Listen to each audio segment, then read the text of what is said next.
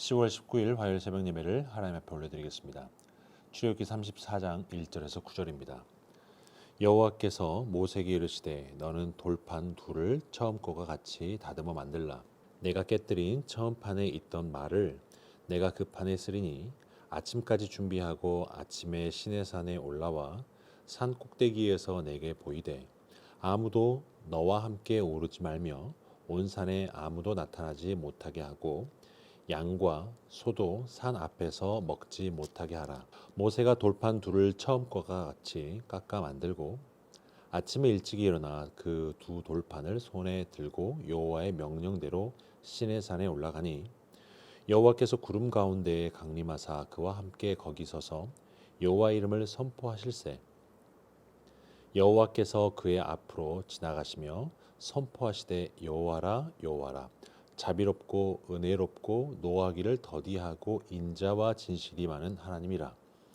인자를 천대까지 베풀며 악과 과실과 죄를 용서하리라. 그러나 벌을 면제하지는 아니하고 아버지 악행을 자손 3, 4대까지 보응하리라. 모세가 급히 땅에 엎드려 경배하며 이르되 주여 내가 주께 은총을 입었거든 원하건대 주는 우리와 동행하옵소서. 이는 목이 뻣뻣한 백성이니이다. 우리 악과 죄를 사하시고 우리를 주의 기업으로 삼으소서. 오늘 말씀을 듣는 모세는 아마 쥐구멍이라도 있으면 들어가고 싶은 심정이라 생각이 됩니다. 세상에 감히 하나님께서 친히 써주신 말씀 두 돌판을 성질이 난다고 집어던져서 깨뜨린 기가 막힌 사건이 있었기 때문입니다. 모세는 금송아지를 섬기는 이스라엘을 보고 하나님께 받은 돌판을 던짐으로 깨어지게 되었던 것이죠. 그것은 하나님과 이스라엘 백성 사이에 계약이 파기된 것과 동일한 성격을 지니고 있습니다. 실제로 계약이 완전히 무효화된 것은 아니다 할지라도 계약 문서 없는 구두 계약과 같아져 버린 것이죠. 그렇게 되면 세월이 흘러감에 따라 계약의 증거가 남지 않아 인간들로서는 희미한 기억에 의존할 수밖에 없는 상황에 이르게 될 수 있기 때문입니다. 1절 말씀 보면 여호와께서 모세에게 이르시되 너는 돌판 둘을 처음 것과 같이 다듬어 만들라. 내가 깨뜨린 처음 판에 있던 말을 내가 그 판에 쓰리니. 하나님께서는 다시금 처음의 것과 동일한 내용이 담긴 계약 문서를 작성해 주신다고 말씀하십니다.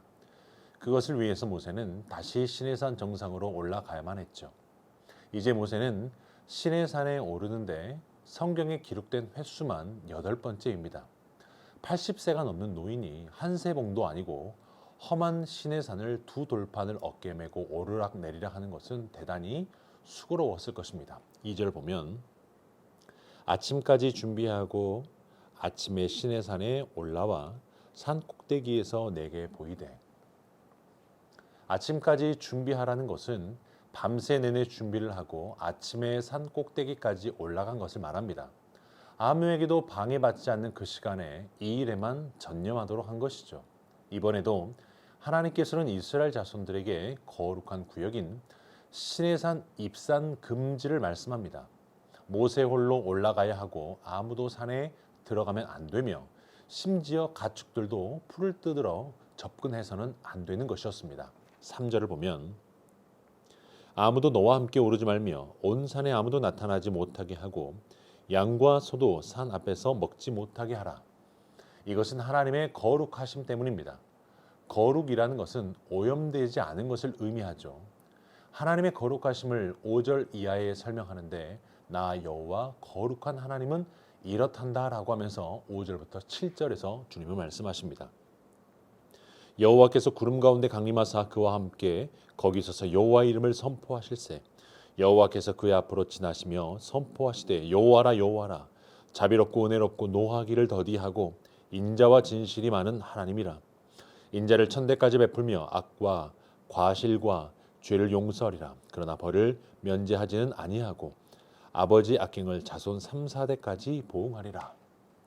6절에서는 하나님의 자비와 은혜와 노하기를 더디함과 인자와 진실이 많은 하나님을 소개합니다. 우리는 연약합니다. 그리고 우리는 악합니다. 실수도 많고 자주 넘어지고 자빠지죠. 우리에게는 선한 것이 없습니다. 겉으로는 선하게 보여도 조금만 깊이 들어가 보면 결코 선함이 없다는 것이죠. 인간의 죄성이 얼마나 깊고 얼마나 광범위하게 뿌리를 내리고 있는지 가늠할 수가 없습니다. 성직을 맡았다고 거룩한 삶을 사는 것도 아닙니다. 보기 좋은 사역을 한다고 좋은 사람이라고 말할 수 없습니다. 인간은 죽을 때까지 악의 문제로 끊임없이 시달려야 하는 존재입니다. 이스라엘 백성들은 얼마 전 금송아지 숭배로 인하여 하나님의 진노를 받았습니다. 그때 하나님은 모세의 간절한 중보기도를 들으시고 그 뜻을 돌이키십니다.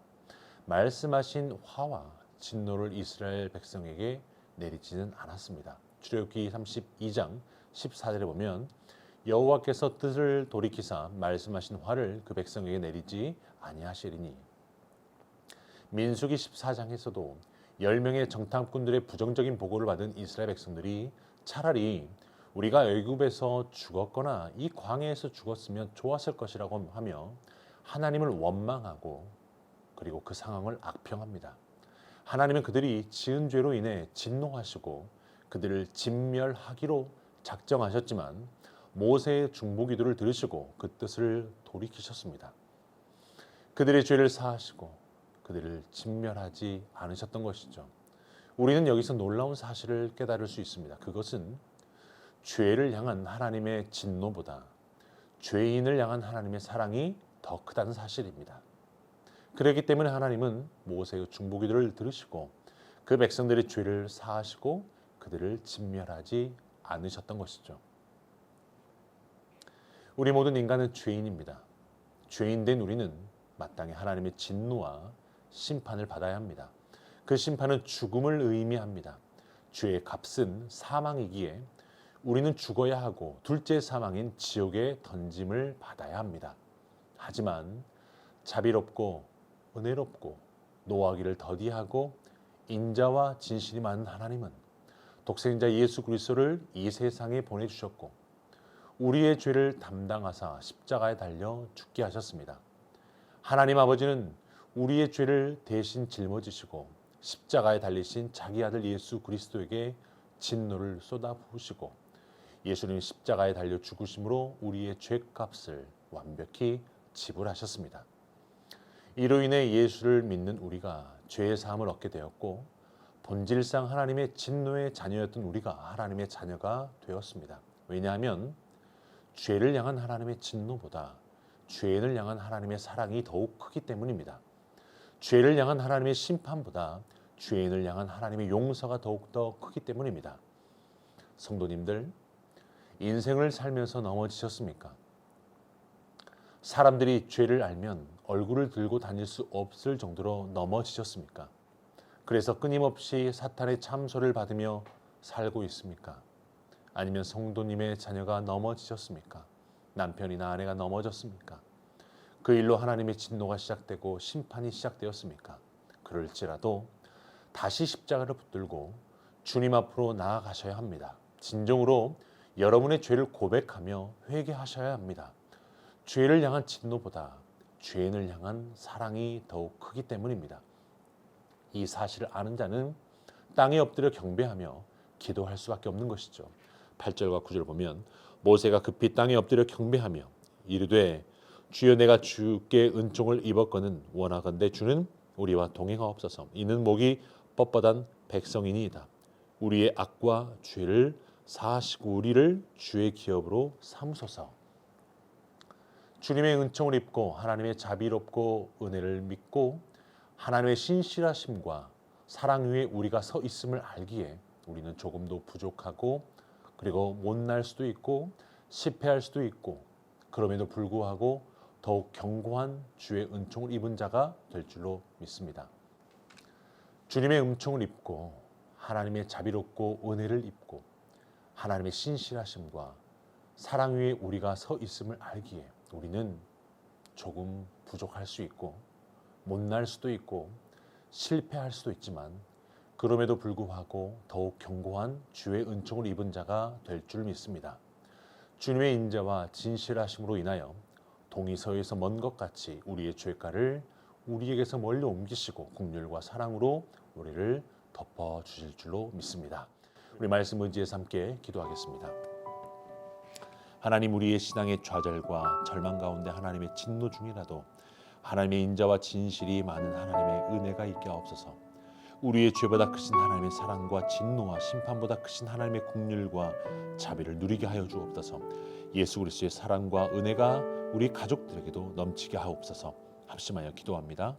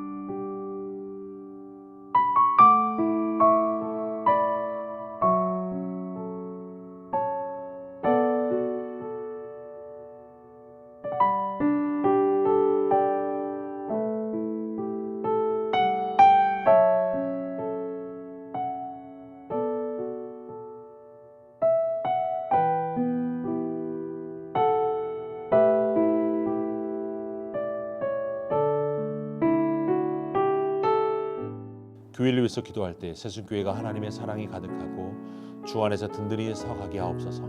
새순교회가 염려하지 않고 다만 모든 일에 기도와 간구로 감사함으로 하나님께 아뢰는 기도의 자리를 지켜나가게 하옵소서. 환절기에 기저질환이 있는 성도님들과 시니어 어르신들의 신앙과 건강을 지켜주옵소서. 고3 수험생들에게 힘과 지혜와 믿음을 주옵소서. 합심하여 기도합니다.